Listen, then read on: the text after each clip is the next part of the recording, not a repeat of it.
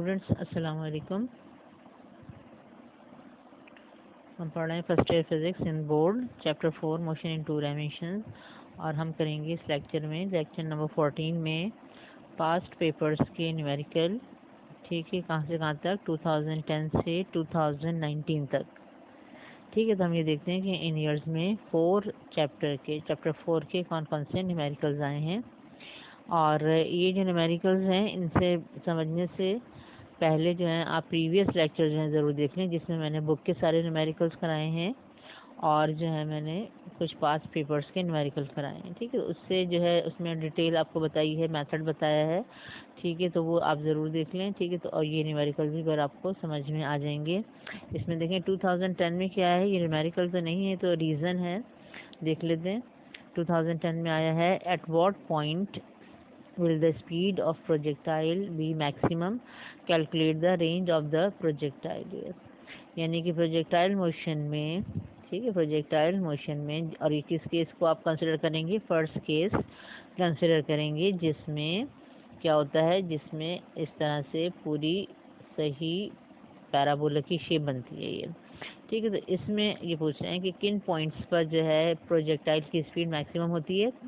ठीक है, तो ये जो पॉइंट्स हैं ये होते हैं हमारे, देख लें, the speed of projectile is maximum at the point of projection and the point of landing. ठीक है, ये होता है पॉइंट ऑफ प्रोजेक्शन, यानी जैसे ही आपने जब इसको थ्रो किया है प्रोजेक्टाइल को, तो उसी ठीक है इंस्टेंट पर जो इसकी स्पीड होगी इनिशियल टाइम पर, ठीक है, इनिशियल पॉइंट पर, पॉइंट ऑफ प्रोजेक्शन पर, यह मैक्सिमम होगी। ठीक है, फिर जैसे जैसे बढ़ जाता है इसकी स्पीड कम होती जाती है, यहाँ हो जाती है मिनिमम।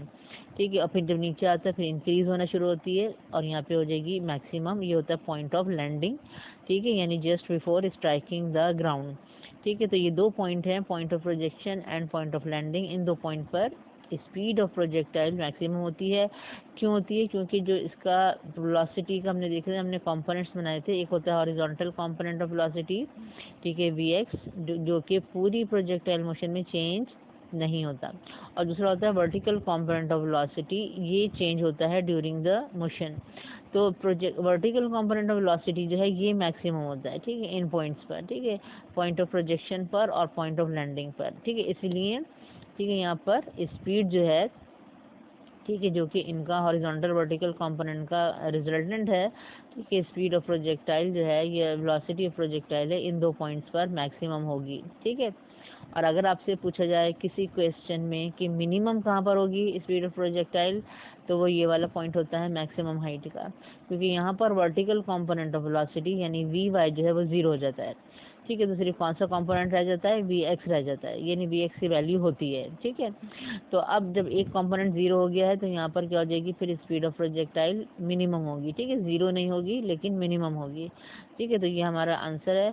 उसके बाद देखिए हमें जो करना है, ठीक है, वो इसमें आपको फार्मूला ड्राइव करना है, calculate the range of the projectile. अब क्या न्यूमेरिकल नहीं है यहाँ पर, तो आप कैलकुलेट नहीं करेंगे बल्कि आप रेंज ऑफ प्रोजेक्टाइल को डिफाइन करके, ये जो हमने टॉपिक पढ़ा था रेंज ऑफ प्रोजेक्टाइल का, इसमें ठीक है पूरी आप ठीक एक्सप्लेनेशन के साथ डेरिवेशन देंगे और रेंज ऑफ प्रोजेक्टाइल का फार्मूला ड्राइव कर लेंगे। R = V0² sin 2 theta upon G। ठीक है, ये फार्मूला आपको ड्राइव करना है, इसमें calculate the range of the projectile. ठीक है, 2011 में देखें क्या आया है, ये भी रीज़न है। In the game of cricket why is it easy to catch a ball of high trajectory. ठीक है, अब हमने ये भी हम पहले पढ़ चुके हैं, ठीक है, रेंज में, और ये प्रीवियस लेक्चर्स में हम पढ़ चुके हैं कि हाई ट्रेजेक्ट्री और लो ट्रेजेक्ट्री से क्या मुराद है। ठीक है, अगर आप ये देखें कि आपके पास यहाँ पर इस तरह से ये आपके पास, ठीक है, ये रेंज है ये। ठीक है, तो एक तो ये हो जाएगी आपके पास, ठीक है, लो ट्रेजेक्ट्री, और एक होगी आपके पास इस तरह से, ठीक है, हाई ट्रेजेक्ट्री है। ठीक है, अब लो ट्रेजेक्ट्री जो होती है आपकी, उसमें एंगल, ठीक है, ये स्मॉल होता है ये, ठीक, और जो हाई ट्रेजेक्ट्री होती है उसमें, ठीक है, एंगल ज़्यादा होता है ये। ठीक है, उसके बाद जो लो ट्रेजेक्ट्री होती है उसकी मैक्सिमम हाइट कम होती है, और जो हाई ट्रेजेक्ट्री होती है उसकी मैक्सिमम हाइट ज़्यादा होती है ये। ठीक है, तो अब अगर एक ही रेंज है, ठीक है, और जो दो एंगल पर हमें मिल रही है, तो इसमें अगर लो ट्रेजेक्ट्री होगी, ठीक है, तो अब ये देख लें, इसका पाथ देख लें, इसमें जब प्रोजेक्टाइल इस रास्ते से जाएगा, ठीक है, तो इस पर क्या होगा, इसको कम टाइम लगेगा। ठीक है, ये जो लो ट्रेजेक्ट्री है, और जब इस पाथ पे जाएगा जो हाई ट्रेजेक्ट्री है, जो हाई एंगल पे आपको मिल रही है, ठीक है, तो इसमें टाइम ज़्यादा लगता है ये, ठीक है। तो इसीलिए जब क्रिकेट में क्या होता है कि अगर किसी बैट्समैन ने बॉल हिट की है और वो बॉल जो है इस तरह जा रही है, यानी कि ऊपर जा रही है, ठीक है, उसकी हाइट ज़्यादा हो, ठीक है, यानी एंगल बड़ा है, ठीक है, प्रोजेक्टाइल मोशन होती है उसकी भी, तो उसमें अगर एंगल बड़ा है और उसकी मैक्सिमम हाइट ज़्यादा है तो वो होगी हाई ट्रेजेक्ट्री, और जब हाई जा रही है तो उसमें टाइम ज़्यादा लगेगा, ठीक है। अब जब टाइम ज़्यादा लग रहा है, ठीक है, बॉल को ऊपर जाने में और फिर वापस नीचे आने में, तो जो फील्डर होता है, ठीक है, जो कि आप समझ लें कि यहाँ पर ये फील्डर है, वो फील्डर अपने आप को क्या कर लेता है, ठीक है, सेट कर लेता है ये, ठीक है। अब ने देखता है कि बॉल जो है कहाँ पर जा रही है और किस पोजीशन पे आके नीचे आएगी, तो वो जो है अपने आप को, ठीक है, सही पोजीशन पे खड़ा कर लेता है और इजीली उस बॉल को कैच कर लेता है। लेकिन जब यहाँ से लो ट्रेजेक्ट्री में बॉल आती है तो वो जो है समझ लें कि टाइम कम होता है, तो एकदम से जब बॉल उसके पास आती है तो फिर उसको, ठीक है, बाज़ दफ़ा कैच कर लेता है और बाज़ दफ़ा कैच नहीं हो पाती, क्योंकि अगर फील्डर की पोजीशन सही नहीं है तो बॉल क्या हो जाएगी, मिस हो जाएगी। तो हाई ट्रेजेक्ट्री में ही, ठीक है, क्या होता है कि बॉल जो है इजीली, ठीक है, कैच जो है कर सकते हैं ये। अब यहाँ पर ये देखें कि हमारे पास जो रीज़न है वो क्या है।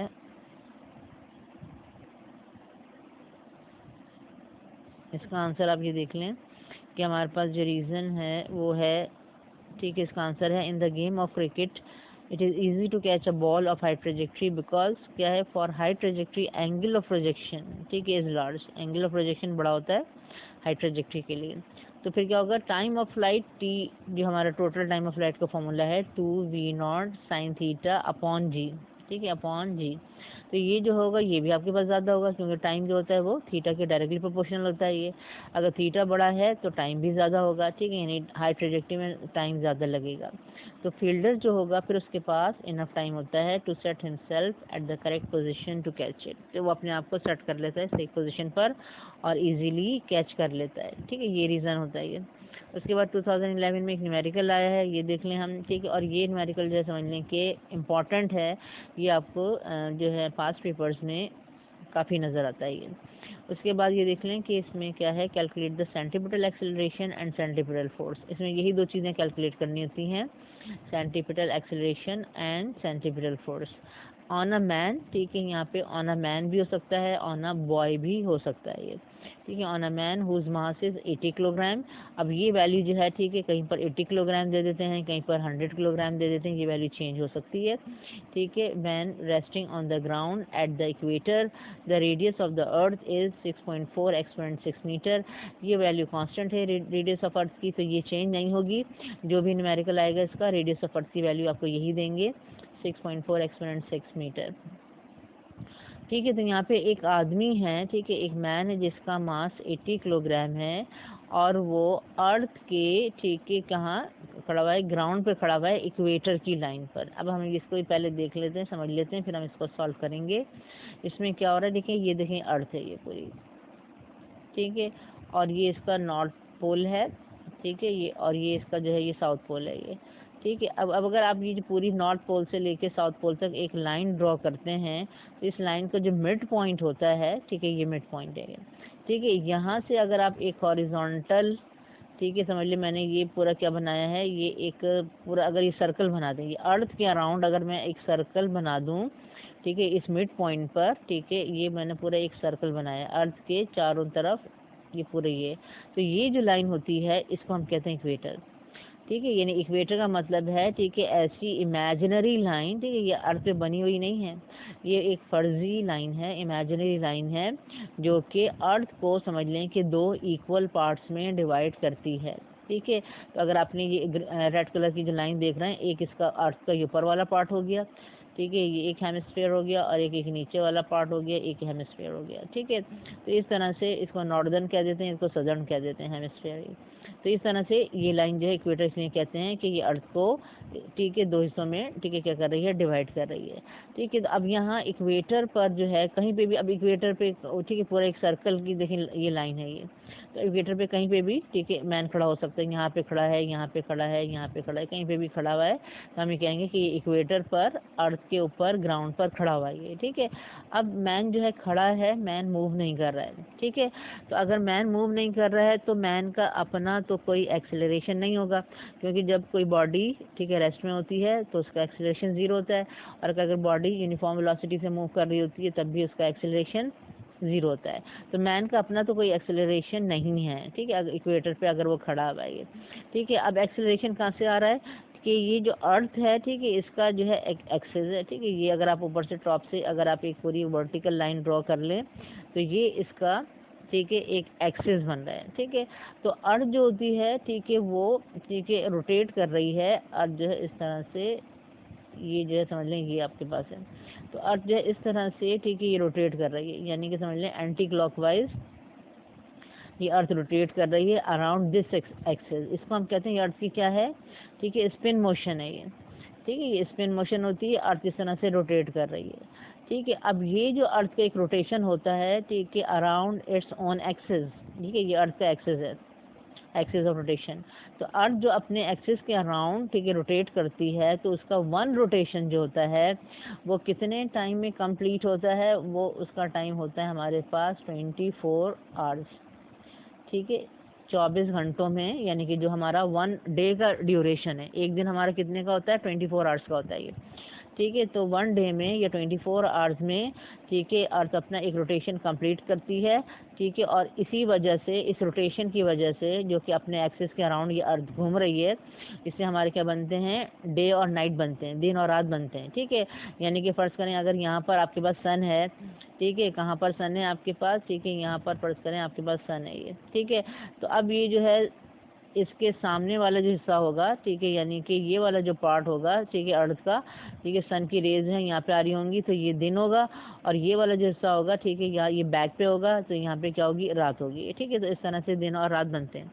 तो ये जो है हमारा ठीक है इस प्रॉब्लम में यहाँ पर आपको कभी जो होता है ये वाला टाइम गिवन होता है, यानी टाइम पीरियड, और कभी गिवन नहीं होता। तो आपको ये भी याद रखना है इस न्यूमेरिकल के लिए कि अर्थ का जो वन रोटेशन है या अर्थ का जो टाइम पीरियड है, टाइम पीरियड क्या होता है टाइम फॉर वन रोटेशन, ठीक है। और यहाँ पे कौन से रोटेशन की बात करना है, इस रोटेशन की बात करना है, ठीक है, जो अपने एक्सिस के अराउंड ठीक है अर्थ घूम रही है, यानी 24 आवर्स, ठीक है। वो वाला रोटेशन नहीं है जो कि अर्थ सन के अराउंड घूम रही है, ठीक है, वो वाला ठीक है रोटेशन या एक रेवोल्यूशन नहीं है, ठीक है। तो टाइम पीरियड हम कहाँ से निकालते हैं, टाइम पीरियड हम इसे निकालते हैं, ठीक है, कि अर्थ अपना one rotation around its own axis 24 hour में कंप्लीट करती है, तो ये इसका टाइम पीरियड हो जाता है इस न्यूमेरिकल में, ठीक है। तो अब मैंने कहा कि मैन जो है खड़ा हुआ है उसका अपना एक्सेलरेशन नहीं है, लेकिन अर्थ क्योंकि घूम रही है, ठीक है, इस तरह से ठीक है रोटेट कर रही है, तो ये इसकी क्या हो जाएगी सर्कुलर मोशन हो जाती है, और इसका फिर क्या होता है सेंट्रीपिटल एक्सेलरेशन होता है, जिसके जो भी इसकी स्पीड होती है और जो भी इसका रेडियस है अर्थ का उसके हिसाब से इसका एक सेंट्रीपिटल एक्सेलरेशन होता है। तो अर्थ क्योंकि घूम रही है सर्कुलर मोशन में है, तो इसका जो सेंट्रीपिटल एक्सेलरेशन होगा वही जो मैन खड़ा है इसके ऊपर, ठीक है, मैन का एक्सेलरेशन भी वही होगा, जो अर्थ का सेंट्रीपिटल एक्सेलरेशन होगा, ठीक है, वो मैन का जो उसके ऊपर खड़ा है उसका भी सेंट्रीपिटल एक्सेलरेशन वही होगा। तो हम यहाँ पर अर्थ का ही ठीक है सेंट्रीपिटल एक्सेलरेशन कैलकुलेट कर रहे होते हैं, और वो मैन का सेंट्रीपिटल एक्सेलरेशन होता है। फिर हमें कैलकुलेट करना होता है ठीक है सेंट्रीपिटल फोर्स, और वो होती है ठीक है आपके पास मास इनटू सेंट्रीपिटल एक्सेलरेशन, ठीक है। तो मास किसका होगा, ज़ाहिर जिस ऑब्जेक्ट पर सेंट्रीपिटल फोर्स आप कैलकुलेट कर रहे हैं उसी का मास चाहिए। अब आप मैन के ऊपर सेंट्रीपिटल फोर्स कैलकुलेट कर रहे होते हैं तो मैन का मास आपको बताया जाता है, ठीक है। तो हम मैन का मास ठीक है और सेंट्रीपिटल एक्सेलरेशन को मल्टीप्लाई करते हैं तो ये आ जाता है सेंट्रीपिटल फोर्स आ जाती है, ठीक है। तो यहाँ पर आपको जो फिर रेडियस दिया जाता है, ठीक है, वो जो आपकी जो इक्वेटर का पूरा ये जो सर्कल है, ठीक है, जो इक्वेटर का पूरा ये जो सर्कल है, इस सर्कल का जो रेडियस है आपको समझ लें ये बताया जा रहा है, यानी इसका जो समझ लें कि ये जो सेंटर पॉइंट है यहाँ से लेके और यहाँ तक, ठीक है, ये आपका आर ई है, ठीक है। ये क्या होता है आपके पास आर ई, ये आपको रेडियस ऑफ अर्थ बताया जा रहा है ये, ठीक है, यानी कि इसके सर्कल के सेंटर से लेके यहाँ तक ये RE रेडियस ऑफ अर्थ है, जिसकी वैल्यू हमें गिवन है। ठीक है, कितनी गिवन है हमें? 6.4 एक्सपोनेंट 6 मीटर।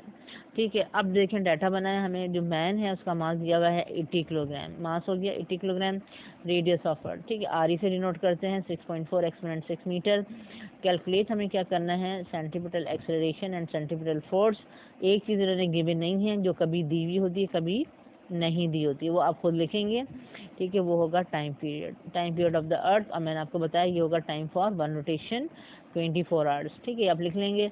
अब यहाँ पे टाइम का स्टैंडर्ड यूनिट आपको चाहिए सेकंड में इसको कन्वर्ट करना है, तो स्टेप बाय स्टेप कन्वर्ट करते हैं। अगर ये आवर्स में है तो हम पहले देखेंगे कि 1 आवर में कितने मिनट्स होते हैं। ठीक है, 1 आवर में कितने मिनट्स होते हैं? 60।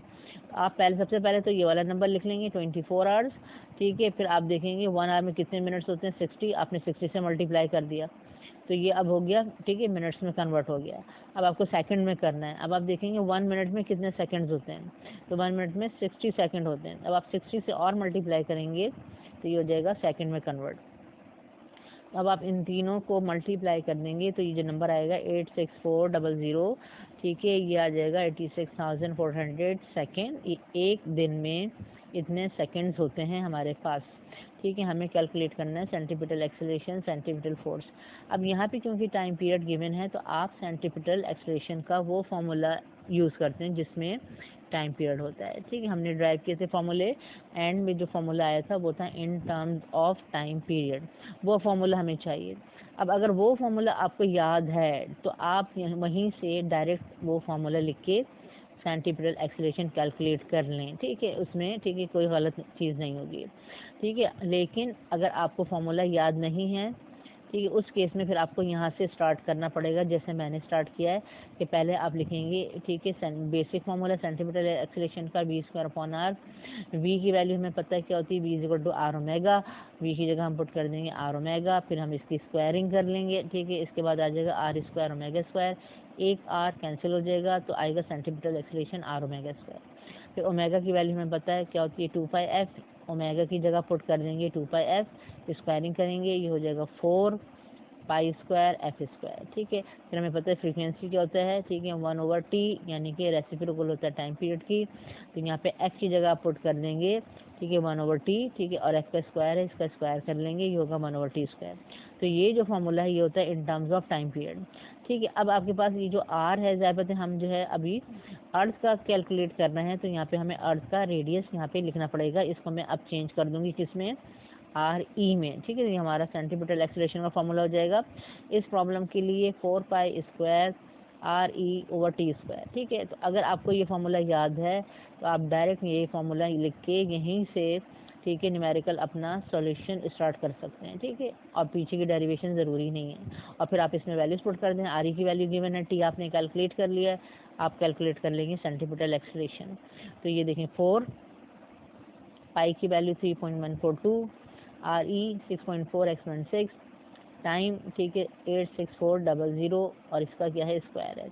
ठीक है, अब आप इसको एक स्टेप में कैलकुलेशन कर सकते हैं। आप करेंगे 4 मल्टीप्लाई बाय, ठीक है, ये नंबर स्क्वायर की प्रेस कर देंगे, मल्टीप्लाई बाय, ठीक है, दिस, ठीक है, आंसर आएगा इक्वल, और फिर डिवाइड करेंगे किससे? 864, ठीक है, 00, स्क्वायर की प्रेस करेंगे, आंसर आ जाएगा। ठीक है, एक ही स्टेप में आ जाएगा, और यहाँ पर ये आंसर आएगा 0.03385।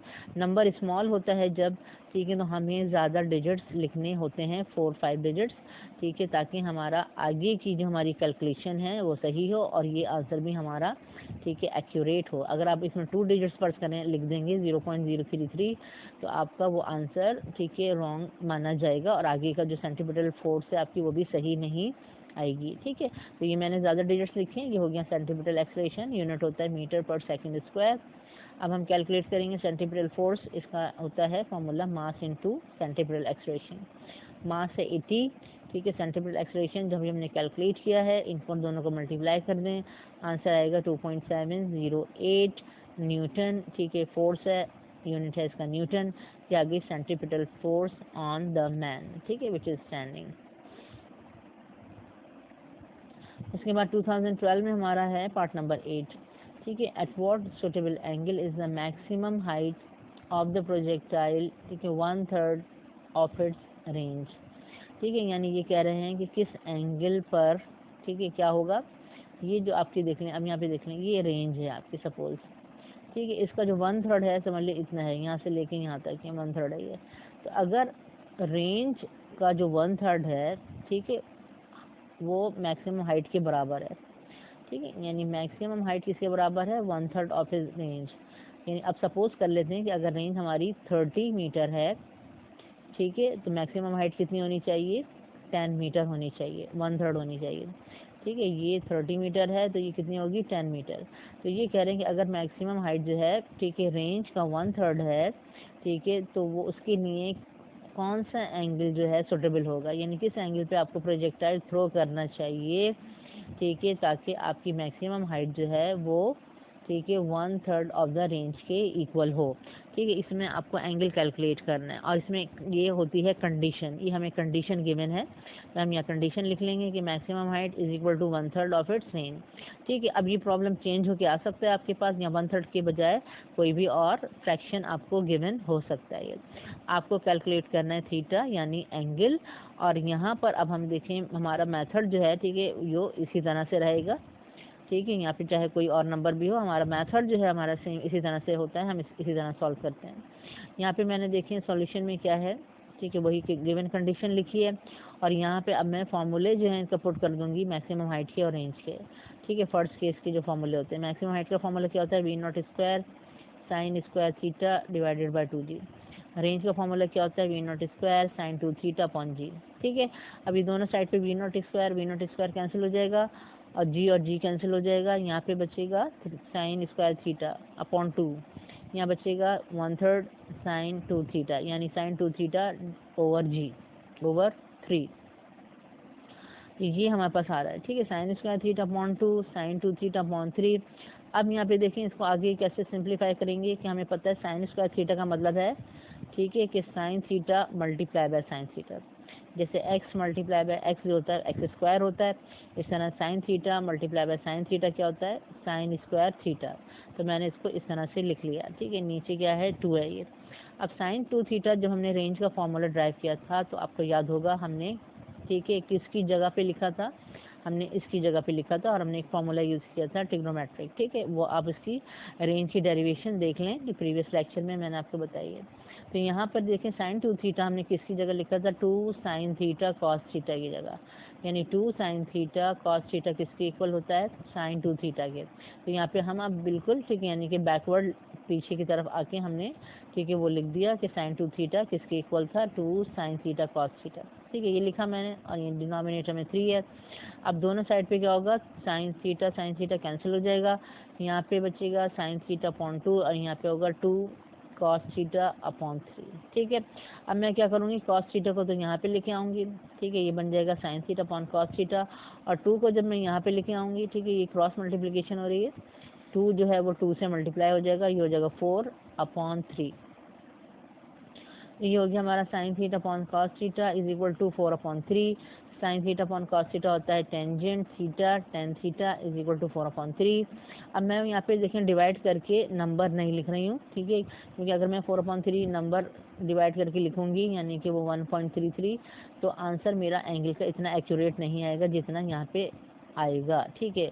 तो यहाँ पे आप देखिए मैंने क्या किया, मैंने 10 को इधर लेके गई, tan इनवर्स हो गया, ठीक है। अब मुझे थीटा कैलकुलेट करना है tan इनवर्स 4 अपॉन 3 का। तो अब आप जो है अगर 4 अपॉन 3 डायरेक्ट इसे ना पुट कर देंगे तो आपका ज़्यादा एक्यूरेट एंगल का आंसर आएगा, और अगर आप डिवाइड करेंगे आगे के डिजिट मिस कर देंगे 1.33 लिखेंगे तो आपका इतना एक्यूरेट आंसर नहीं आएगा। तो अब आप क्या करेंगे, शिफ्ट प्रेस करेंगे, tan प्रेस करेंगे, tan इनवर्स आ जाएगा, उसके आगे जो ब्रैकेट का साइन आता है आप लिखेंगे 4 डिवाइडेड बाई 3, ठीक है, अब ब्रैकेट क्लोज कर देंगे, ठीक है, ब्रैकेट क्लोज करने के बाद इक्वल करेंगे तो आंसर आ जाएगा 53.13। ये है एंगल, यानी इस एंगल पर क्या होगा, मैक्सिमम हाइट जो है वो इक्वल होगी 1/3 ऑफ द रेंज। उसके बाद ये हमारा एक प्रॉब्लम है 2012 में आया है, पार्ट नंबर 6 है। अ डाइवर, ठीक है, leaps from a tower with an, ठीक है, from a tower with an initial horizontal velocity component, ठीक है, 7 metre per second and upward velocity component of 5 metre per second. Find the components of velocity along X and Y axes after 1.5 second. ठीक है, एक driver है, ये हम problem कर चुके हैं बुक का। एक डाइवर है, ठीक है, वो इस तरह से ये जंप कर रहा है ताकि टावर से, ठीक है, और उसका जब जंप कर रहा है, ठीक है, तो उसकी जो इनिशियल वेलोसिटी होती है वी नॉट, उस वी नॉट के दो कंपोनेंट्स होते हैं, ये हम पढ़ चुके हैं, वी नॉट एक्स और वी नॉट वाई। तो उसका जो हॉरिजॉन्टल कंपोनेंट है, ठीक है, वी नॉट एक्स, वो है 7 मीटर पर सेकेंड, और उसका जो इनिशियल वर्टिकल कंपोनेंट है यानी वी नॉट वाई, वो है 5 मीटर पर सेकेंड। ठीक है, आपको क्या कैलकुलेट करना है, वेलोसिटी के कंपोनेंट्स यानी V X and V Y, ठीक है, कैलकुलेट करना है। ठीक है, आफ्टर 1.5 सेकेंड, यानी टाइम आपको बता दिया है कि 1.5 सेकेंड के बाद डाइवर जिस पोजीशन पर भी होगा, ठीक है, डाइवर इस तरह से डाइव कर ऐसे कर रहा है। ठीक है, अब डाइवर जिस पोजीशन पर भी है, ठीक है, उस पॉइंट पर, ठीक है, उस पॉइंट पर, ठीक है, उसकी, ठीक है, वेलोसिटी के जो कंपोनेंट्स हैं वी एक्स और वी वाई, ठीक है, वो क्या होंगे, और ठीक है, और टाइम क्या है 1.5 सेकेंड। ये डाटा बना रहे हैं हम, V naught X 7 metre per second, V naught Y 5 metre per second, time given है 1.5 सेकेंड, कैलकुलेट करना है हमें V X and V Y. ठीक है, अब प्रोजेक्टाइल मोशन में आपको पता है, ठीक है, ये डेफिनेशन में हम देख चुके हैं। ठीक है, horizontal component of velocity does not change, ये चेंज नहीं होता, यानी वी एक्स जो है वो चेंज नहीं होता। तो अगर हमें वी नॉट एक्स बताया इन्होंने कि 7 मीटर पर सेकेंड है, तो इसका मतलब है कि जिस टाइम पर 1.5 सेकेंड के बाद भी, ठीक है, इसका हॉरिजॉन्टल कंपोनेंट यही रहेगा 7 मीटर पर सेकेंड, क्योंकि ये चेंज नहीं होता। तो वी एक्स, ठीक है, किसके इक्वल होगा, वी नॉट एक्स, किसके इक्वल होगा 7 मीटर पर सेकेंड। अब वर्टिकल कंपोनेंट ऑफ वेलोसिटी ये चेंज होता है ड्यूरिंग द मोशन, तो इसको हम कैलकुलेट करते हैं। ठीक है, किस फॉर्मूले से, ये फॉर्मूला हम ड्राइव कर चुके हैं हमने, ठीक है, जो हमने प्रोजेक्टाइल मोशन के टॉपिक पढ़ा है, ठीक है, उसमें हमने ये डेरिवेशन की थी, और ये फॉर्मूला आता है वर्टिकल कंपोनेंट ऑफ वेलोसिटी का, V Y is equal to V naught Y minus G T. ये इनिशियल, ठीक है, वर्टिकल कंपोनेंट ऑफ वेलोसिटी है, और जी 9.8, और टाइम जो आपको गिवन होता है, ठीक है, वो आप कैलकुलेट, वो आप इसमें पुट कर देते हैं। ठीक है, तो यहाँ पे हमें टाइम 1.5 गिवन है, ये पुट करेंगे, जी 9.8 पुट करेंगे, वी नॉट वाई आपको गिवन है 5, ठीक है, ये मैंने पुट कर दिया, V naught Y 5, G 9.8, time 1.5। अब इन दोनों को मल्टीप्लाई करेंगे पहले, ठीक है, माइनस 14.7, 5 में से माइनस करेंगे, ठीक है, 14.7, तो आंसर नेगेटिव आएगा, माइनस 9.7 मीटर पर सेकेंड। और वर्टिकल कंपोनेंट ऑफ वेलोसिटी जब नेगेटिव आता है, ठीक है, ये आंसर आ गया वर्टिकल कंपोनेंट ऑफ वेलोसिटी का।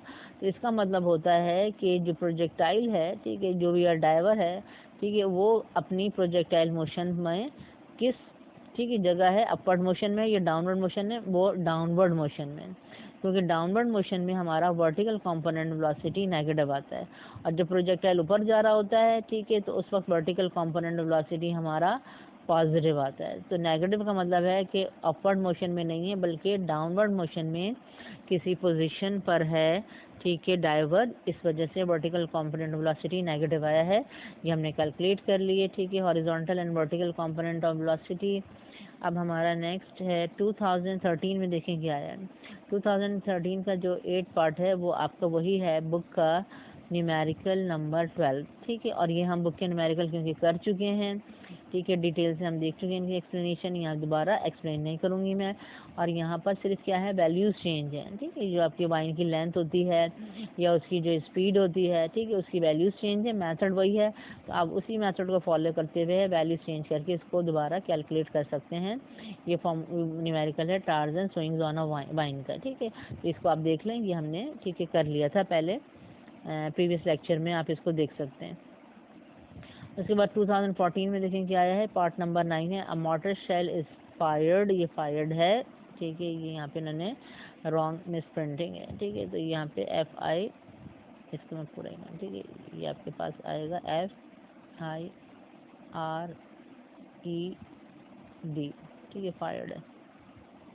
तो अ मॉर्टर शेल इज फायर्ड, ठीक है, at a ground level target of 400 meter distance with an initial velocity 85 meter per second, calculate the maximum time to hit the target। ठीक है, एक motor shell है, ठीक है, एक तोप से गोला जो है फेंका जा रहा है, ठीक है, और किस टारगेट पर, किस रेंज पर आपको उसको फेंकना है, 400 मीटर डिस्टेंस पर आपको फेंकना है, ये आपकी रेंज है ये, ठीक है, फायर किया जा रहा है। और इनिशियल वेलोसिटी क्या है उसकी, ठीक है, वी नॉट क्या है 85 मीटर पर सेकेंड, हमें ये बताना है कि इस रेंज पर 400 मीटर पर जब ये जाके गिरेगा शेल, ठीक है, तो उसमें मैक्सिमम टाइम कितना लग सकता है, ठीक है, इस टारगेट को हिट करने में। ठीक है, तो आपको पता है कि जो एक रेंज जो होती है, कोई भी रेंज हो, 400 मीटर हो, 500, कोई भी रेंज हो, कोई भी एक रेंज होती है, ठीक है, वो उसके दो पॉसिबल एंगल्स होते हैं। ठीक है, दो पॉसिबल एंगल ऑफ प्रोजेक्शन होते हैं। उसमें से एक एंगल जो होता है वो स्मॉलर होता है, उसकी वैल्यू कम होती है। दूसरा एंगल क्या होता है, वो लार्जर होता है, उसकी वैल्यू ज़्यादा होती है। और ये दोनों एंगल क्या होते हैं, कॉम्प्लीमेंट्री एंगल्स होते हैं ये। ठीक है, अब हमें पता है कि अगर स्मॉलर एंगल है तो उसमें क्या होगा, ठीक है, उसमें हम क्या होगा, उसकी ट्रेजेक्ट्री जो होगी वो, ठीक है, उसकी ट्रेजेक्ट्री लो होगी। ठीक है, और जो अगर बड़ा एंगल होगा तो उसमें ट्रेजेक्ट्री हाई होगी। अभी हम पहले देख चुके हैं। ठीक है, किसमें, अभी जो मैंने आपको क्रिकेट वाली बात बताई है, ठीक है, बॉल जो कैच करने वाली बात बताई, उसमें देखा अगर लो ट्रेजेक्ट्री होती है तो उसमें कम टाइम लगता है, और अगर जो हाई ट्रेजेक्ट्री होती है जो कि हमें बड़े एंगल पर मिलती है उसमें ज़्यादा टाइम लगता है। ठीक है, बॉल को या कोई भी शेल हो या आपका प्रोजेक्टाइल हो, ठीक है, उसको ऊपर जाने में, ठीक है, और नीचे आने में ये टाइम ज़्यादा लगता है। तो अगर आपसे मैक्सिमम टाइम पूछा जा रहा है, ठीक है, किसी प्रोजेक्टाइल का, ठीक है, किसी रेंज को हिट करने के लिए, तो आप उसमें बड़ा एंगल लेंगे। ठीक है, उस रेंज के लिए दो एंगल पहले कैलकुलेट कर लेंगे। जब दो पॉसिबल एंगल्स आ जाएंगे उसमें से बड़ा वाला एंगल लेंगे और उससे टाइम ऑफ फ्लाइट कैलकुलेट कर लेंगे, तो ये आपके पास मैक्सिमम टाइम आएगा।